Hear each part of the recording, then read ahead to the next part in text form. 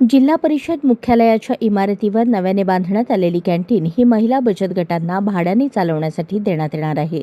त्यासाठी पालकमंत्री जयकुमार गोरे यांच्या हस्ते उद्घाटन करण्यात येणार असल्याची माहिती जिल्हा परिषदेचे मुख्य कार्यकारी अधिकारी कुलदीप जंगम यांनी दिली.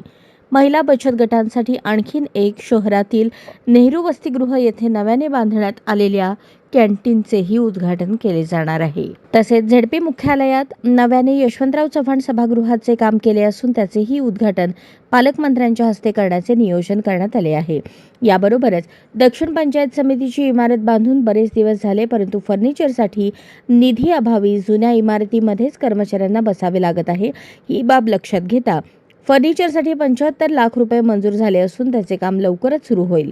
शासनाने निधी मंजूर केला असून लवकरच काम झाले की त्या ठिकाणी दक्षिण पंचायत समितीचे कार्यालय नव्याने इमारतीमध्ये शिफ्ट केले जाणार असल्याचेही याप्रसंगी सीईओ जंगम यांनी सांगितले. दरम्यान जिल्ह्यात सध्या 6 टँकर असून जसे टँकरची गरज असेल तशी मागणी आपण करणार आहोत. गतवर्षी याच वेळी जवळपास जिल्ह्यात 144 टँकर सुरू होते, परंतु सध्या तरी तशी परिस्थिती नाही. तरी पुढील मे महिन्यात टँकरची संख्या वाढू शकेल. याबरोबरच दिव्यांगांना मुंबईच्या जे हॉस्पिटलच्या प्रमाणपत्राशिवाय बदल्याच दिल्या जाणार नाहीत. त्यामुळे जे बोगस दिव्यांग आहेत अशांवर कारवाई करणार असल्याचेही याप्रसंगी सीईओ जंगम यांनी सांगितले.